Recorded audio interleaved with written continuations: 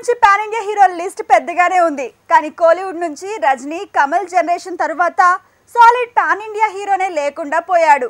సూర్య, అజిత్, విజయ్ ఈ ముగ్గురు మీదే కోలీవుడ్ జనాల గురి ఉంది. కానీ ఇందులో అజిత్ అడ్రస్ అరవాడ్డాకి పరిమితం అవుతోంది. విజయ్, సూర్య మధ్య పాన్ ఇండియా పోర్ నడుస్తోంది. సూర్య పాన్ ఇండియా లెవెల్లో ఫ్యూచర్ ని వెతుక్కుంటున్న తమిళ స్టార్. ఆల్రెడీ ఆకాశమేని హద్దురా, జై భీమ్ ఓటీటీలో చేసిన సందడికి నార్త్లో కూడా తనకి ఇమేజ్ క్రియేట్ అయింది. అది మార్కెట్గా మారాలంటే కంగువా పాన్ ఇండియా లెవెల్లో దుమ్ము దులపాలి. నిజానికి పాన్ ఇండియా హీరో అనిపించుకోవటంలో టాలీవుడ్ హీరోల లెక్కే వేరు. ప్రభాస్, చరణ్, ఎన్టీఆర్, బన్నీ, అడవిశేష్, తేజ సజ్జా, నిఖిల్, రానా ఇలా అంతా పాన్ ఇండియా లెవెల్లో గుర్తింపు తెచ్చుకున్నారు.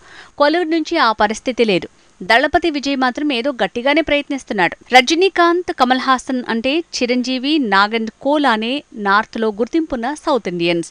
కానీ ఆ తర్వాతి తరం విషయంలో మాత్రం విజయ్, సూర్య మాత్రమే పాన్ ఇండియా లెవెల్లో దూసుకు వెళ్లే ప్రయత్నం చేస్తున్నారు.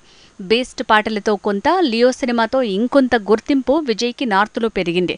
అందుకే గోడ్తో పాన్ ఇండియా హిట్ కొట్టేందుకు విశ్వ ప్రయత్నాలు చేస్తున్నాడు. నిజానికి విజయ్ కంటే విజయ్ సేతుపతికి నార్త్లో అభిమానులు క్రియేట్ అయ్యారు. మెరీ క్రిస్మస్, జవాన్లో తన నటనకు నార్త్లో గుర్తింపు దక్కింది. కానీ తను పాన్ ఇండియా దండయాత్రల మీద ఆసక్తి చూపించట్లేదు.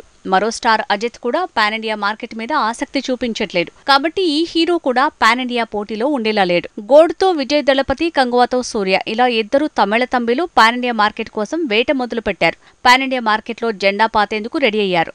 మొత్తంగా పాన్ ఇండియా స్టార్ అనిపించుకునేందుకు అరవాడ్డాలు గట్టిగా ప్రయత్నాలు చేస్తోంది మాత్రం ఈ ఇద్దరే.